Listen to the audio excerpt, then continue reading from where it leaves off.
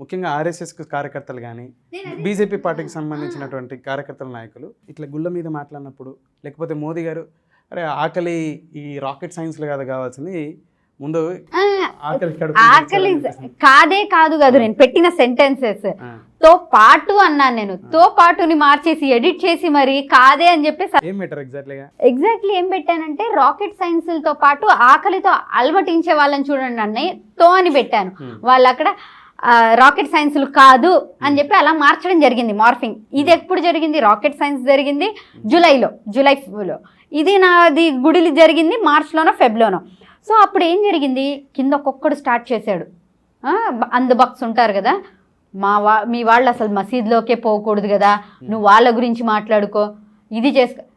మీకు బుద్ధుందా? నేనేమన్నా శబరిమలలో ఆడవాళ్ళని వెళ్ళమని చెప్పి ఇలాంటి రివర్స్ క్వశ్చన్స్ వేసాను. కింద నేను కామెంట్స్ చూసి షాక్ అయ్యాను. చాలామంది ఎడ్యుకేటెడ్ పీపుల్స్ హిందూస్ మాకు ఈ డౌట్ చాలాసార్లు వచ్చింది అని చెప్పి చాలామంది నన్ను ఇది చేశారు. అందబాక్స్ కొంతమంది నెగిటివ్గా వాళ్ళ వాల్స్లో నా ఫొటోస్ని ఎలా పడితే అలా మార్ఫింగ్ చేసేసి ఎలా పడితే అలా బూతులతో ఇవన్నీ పెట్టుకున్నారు. దానివల్ల వాళ్ళకి ఏమొచ్చిందో నాకు తెలియదు. కాసేపు fun, they will have some fun. But అసలు ఆలోచించాల్సిన పాయింట్ మిస్ అయిపోయింది. వాళ్ళు నాకు చెప్పారు నువ్వు ఆలోచించుకో మసీద్లోకి. ఐ హ్యావ్ వన్ క్లారిటీ, మసీద్లో ఎందుకు వెళ్ళరో లేడీస్ నాకు తెలుసు. నేను వెళ్ళాలని ఎప్పుడు గొడవ చేయలేదు. ఎందుకంటే ఎందుకు వెళ్ళకూడదు, రూల్స్ ఉన్నాయి, రెగ్యులేషన్స్ ఉన్నాయి. ఇప్పుడు నేను శబరిమలకి వెళ్ళమని గొడవ చేస్తే అది తప్పు అవుతుంది. నేను అలాంటి మహిళల్ని వెళ్ళనివ్వరు అని ఎక్కడ లేదు, వెళ్ళే ప్రయత్నం చేస్తే కూడా నిలువరిస్తారు. లేడీస్ మసీదెస్ వేరుగా ఉన్నాయి తెలుసా మీకు, అవి పెట్టరు. ఏంటంటే ఇప్పుడు ఆడవాళ్ళు మగవాళ్ళు దూరంగానే ఉంటారు కదా. మసీద్లోకి వెళ్తే ఏమవుతుంది, ఎక్కడైనా సరే ఇప్పుడు దగ్గరికి వెళ్ళి, ఇప్పుడు మీరే చూడండి టెంపుల్కి వెళ్ళాము, సేమ్ రోస్ ఉంటాయా, పక్కన రోస్. ఒకవేళ రోస్ సేమ్ ఉన్న మూవీస్లో చూస్తుంటాం మనం, కొట్టుకోవడాలు ఇలాంటివి జరుగుతూ ఉంటాయి. మనం ఒక భక్తితో దేవుడి దగ్గరికి వెళ్తున్నాము మసీద్లో ప్రే చేయడానికి. ఆడవాళ్ళు ఒక్కొక్కసారి sometimes ladies have some personal problems also, అక్కడికి వెళ్ళడం అవన్నీ అవసరం. ఇప్పుడు హిందూ గుళ్ళకి వెళ్ళేటువంటి మహిళలకు కూడా సేమ్ మీరు చెప్పినటువంటి మహిళల ఇష్యూ ఉంటుంది. బట్ పర్టికులర్ టైంలో మరి ఆ పర్టికులర్ పీరియడ్లో వెళ్ళరు కానీ మిగిలిన పీరియడ్లో వెళ్తారు. కానీ మసీదులో ఎందుకు అవకాశం ఉండదు? అవును, జెంట్స్ లేడీస్ మసీదెస్ ఉన్నాయి కదా, లేడీస్ మస్జిద్లోకి వెళ్ళాలి. మీరు మా పెళ్లిలో పార్చువాలిటీ చూపిస్తున్నది కదా. పార్చువాలిటీ ఎందుకండి? పక్కన ఇప్పుడు ఎన్ని సినిమాల్లో మీరు చూడలేదు, గుళ్ళకి వెళ్ళి లంగా ఓణీలు వేసుకుని అమ్మాయిల మీద కన్నేస్తున్నాడు. దేవుడిని ఎవరినైనా చూస్తున్నాడా? గుళ్ళకి వెళ్ళి పైన బొమ్మలు చూసుకుంటున్నాడు. 100కి 100 మంది భక్తితో వెళ్తున్నారా? ఈ లంగావణిలో ఎవరు వస్తుంది, ఆ పైన బొమ్మలు ఏమున్నాయి, ఇలాంటివి చూసుకునే. సో మనం ఒక భక్తితో వెళ్తున్నాము, అక్కడ నో డీవియేషన్. లేడీస్ వద్దు అనుకున్నారు, వద్దు, దాంట్లో ఎందుకు ఇంకా దాన్ని మీరు నేను ముస్లిం మహిళలను అణించే ధోరణితో ఆ విధంగా అణించే ధోరణి ఏముంది? మసీద్ మేము డేలో ఎన్నిసార్లు నమాజ్ చదవాలి? 5 times నమాజ్ చదవాలి. 5 times అంటే ఇప్పుడు జెంట్స్ అంటే బయట వర్క్ చేస్తుంటారు, సడన్గా మసీద్కి వెళ్ళిపోతారు.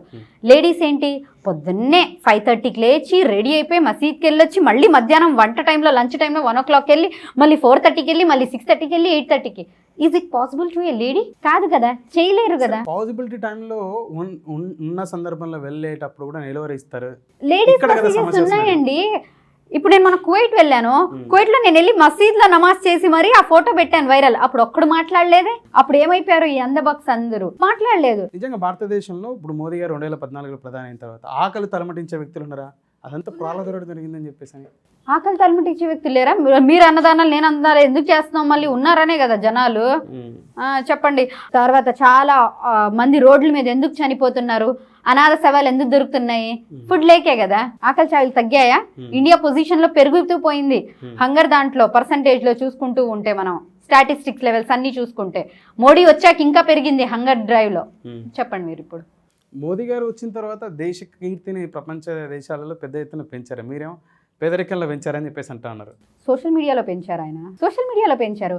ఇప్పుడు మీరే ఆలోచించండి, క్లీన్గా ఉన్న ఒక బీచ్ని వెళ్ళి క్లీన్ చేస్తున్న ఫోటో, మంచిగా ఉన్న గుడిలో ఫోటో, ఇవన్నీ ఎందుకు? నెక్స్ట్ జనరేషన్స్కి ఆయన చెప్పడానికి ఆయన ఏదో సాధించారు అని చెప్పేసి. రియల్గా చేయమని చెప్పండి. చెత్తున్న రోడ్లోకి మీరు ఎప్పుడైనా దిగి ఆయన ఊడవడం చూసారా? అక్కడికి దిగి చూడండి. పీపుల్స్ అక్కడ ఉన్నారు, మీరు ఎక్కడో షో ఆఫ్లు చేసి ఎక్కడో కుర్చీలు వేసుకుని కూర్చోవడం కాదు. నేను ఒక పోస్ట్ కూడా చూశాను, మా ఎయిర్పోర్ట్ ఉంది కదా తిరుపతి రేణిగుంట ఎయిర్పోర్ట్, అక్కడ కూడా కుర్చీ వేసుకుంటే మా రేణిగుంట ఎయిర్పోర్ట్ పెరిగిపోద్దని. ఇలాంటి చోట చేయరే ఆయన. He likes publicity, he want అలా. Also like publicity. నేను పబ్లిసిటీ వర్క్ చేసి చూపిస్తున్నాను. నేనేం పబ్లిసిటీ చేశాను? మోదీ గారు చేయట్లేదా? నేనేం చేశాను? వర్క్ చేయట్లేదా? అవును చేస్తున్నారు, హిందూ ముస్లిం గొడవలు వేస్తూ. నేను ఎక్కడ పబ్లిసిటీ చేశాను? నిర్మూలన పని చేయట్లేదా? మరి ఎందుకు భారతదేశంలో స్టాటిస్టిక్స్ లో హంగర్ స్ట్రైక్ డ్రైవ్ లో మన ఇండియా ఎందుకు ముందుకు వచ్చేసింది? బాగా సింగిల్ డిజిట్స్ లో ఎందుకు వచ్చింది? ఆయన పని చేస్తే రాదు కదా. నిరుద్యోగం ఎందుకు ఎక్కువైపోయింది? ఇవెవ్వరు అడగరు ఎందుకు? 10 ఏళ్లలో వారు ఏం డెవలప్మెంట్ చేయలేదంటారు. డెవలప్మెంట్ చేయలేదా అంటే తెలుసు కదా మీకు, బడా బడా బాబులు డెవలప్ అయ్యారు. మనకున్నాయన్నీ గవర్నమెంట్ నుంచి. మన వైజాగ్ స్టీల్ ప్లాంట్ కూడా వెళ్తూ వెళ్తూ ఆగిపోయింది, ప్రైవేట్ ఇది అవ్వకుండా, అంతే.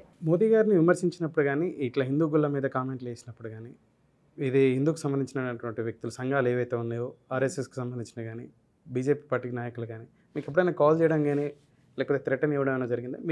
మీ సోషల్ మీడియా వేదిక ద్వారా అయితే మిమ్మల్ని ఎటువంటి కామెంట్లు తెచ్చేస్తారనేది కొంత నోన్. ఇప్పుడు మోడీ గారిని అంటే నేను చేసింది పిఎంని అడిగాను, యాజ్ ఎ ఇండియన్ సిటిజన్గా పిఎంని క్వశ్చన్ చేశాను. నేను హిందూ కులత్వాన్ని ఎక్కడా కించపరిచేలా నేను ఎప్పుడు కామెంట్ చేయలేదు. ఐ రెస్పెక్ట్ అలాట్, ఎందుకంటే గివ్ రెస్పెక్ట్ టేక్ రెస్పెక్ట్ అనేది మనం చిన్నప్పటి నుంచి నేర్చుకున్నది. సో నేను ఎప్పుడు అక్కడ అలాంటివి అయితే చేయలేదు. కాల్స్ అంటారా, కొన్ని పోస్టులు పెట్టినప్పుడు డైరెక్ట్ క్లినిక్ నెంబర్ సెర్చ్ చేసి మీరు గూగుల్లో కాల్స్ వస్తూ ఉంటాయి. మా స్టాఫ్ ఎత్తారు, మీ మేడంకి చెప్పు, మేడం పక్కకు పోమని చెప్పరా అని చెప్పి స్లైడ్ తీసుకుంటా, అంతే. మీకు డైరెక్ట్ అయితే వార్నింగ్ కాల్ రాలే? నాకు ఎవడ చేస్తాడు, నా నెంబర్కి మీరు కూడా పంపించున్నారు కొన్ని నెగిటివ్ కామెంట్స్ అలాంటివి చూసి, కాల్స్ అలాంటివి. సో నెగిటివ్ అలాంటివి చూసి మీరు చాలామంది చెప్తూ ఉంటారు, ఇలా మీ గురించి చాలా తప్పుగా మాట్లాడుకుంటున్నాను, మీరు చాలా తప్పుగా మాట్లాడుతున్నారు, అలా కాదు ఇలా కాదని చెప్పి. లైట్, నేను ఒకసారి స్టేట్మెంట్ ఇచ్చేసాక ఆలోచించాను దాని గురించి, చెప్పింది నేనే కదా, మళ్ళీ ఎందుకు ఆలోచించుకోవాలి అన్నట్టుగా లైట్ తీసుకుంటా.